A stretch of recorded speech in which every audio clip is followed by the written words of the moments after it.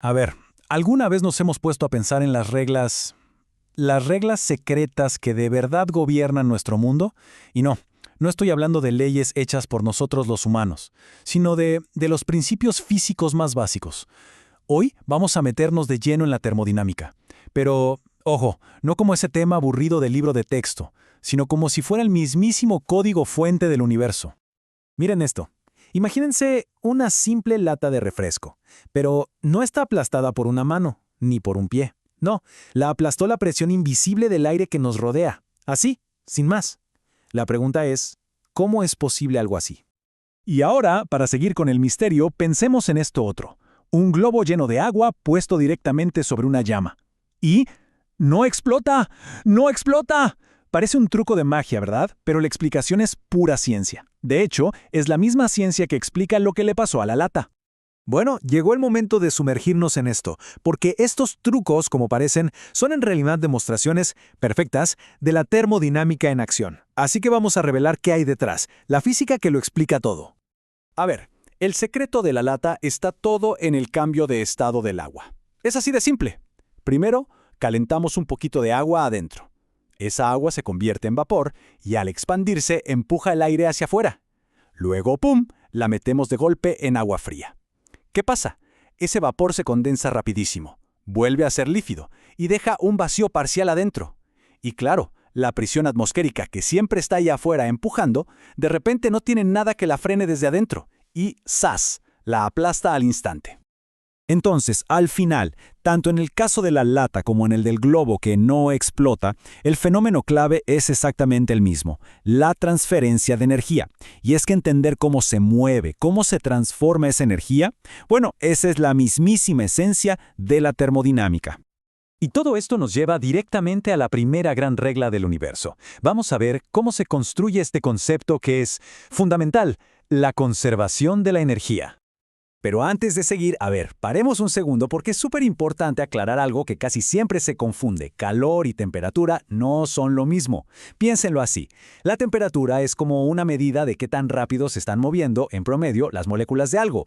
El calor, en cambio, es la transferencia de esa energía de un lugar a otro. De hecho, esta idea tan simple de que dos cosas en contacto terminan a la misma temperatura es la base de lo que se conoce como la ley cero de la termodinámica. Es la que nos permite, para empezar, definir y medir la temperatura. Y bueno, esto nos lleva de la mano a la primera ley, que Rudolf Clausius resumió de una forma elegantísima. Es una declaración que, si lo pensamos, es increíblemente poderosa. Lo que quiere decir es que la energía no aparece de la nada, ni tampoco desaparece así como si nada. Simplemente se transforma, o se mueve de un lugar a otro. La forma matemática de expresar esto es con esta fórmula. Parece complicada, pero no lo es. El cambio en la energía interna de un sistema, eso es delta U, es simplemente igual al calor que le metemos, la Q, menos el trabajo que ese sistema hace, la W. O sea, en palabras sencillas, toda la energía que entra, menos la que sale, tiene que ser igual al cambio de energía que se queda adentro. Es un balance perfecto. Ok, pero si la energía solo se transforma, ¿por qué las cosas en el universo parecen ir en una sola dirección? ¿Por qué un huevo revuelto nunca, jamás, vuelve a ser un huevo crudo? ¿O por qué el café se enfría pero nunca se calienta solo? Bueno, la respuesta está en la segunda ley y en un concepto que es fascinante, la entropía.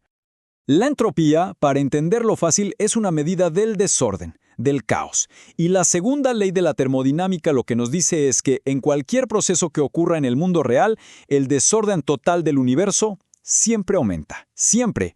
Es la razón por la que las cosas se gastan, se enfrían, se desorganizan con el paso del tiempo. Es ni más ni menos que la flecha del tiempo.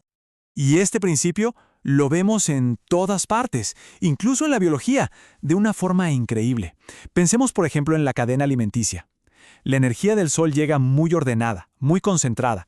Las plantas la capturan. Pero cuando un herbívoro se come la planta y luego un carnívoro se come al herbívoro, en cada uno de esos pasos, una cantidad enorme de energía se pierde, se escapa como calor. O sea, la energía se va dispersando, se vuelve menos útil y el desorden total del universo, la entropía, aumenta. Y esto, al final, es lo que explica lo que vemos todos los días. El calor siempre va de la taza de café caliente al aire más frío, y nunca al revés. Un cubito de hielo se derrite sobre la mesa, no se forma de la nada. Todos estos son procesos que aumentan la entropía, que aumentan el desorden. Son procesos irreversibles. Y claro, entender estas leyes no fue solamente un ejercicio para los físicos, para nada. Fue literalmente lo que encendió el motor de la revolución industrial, porque nos permitió, por primera vez, construir máquinas que convierten el calor en trabajo útil.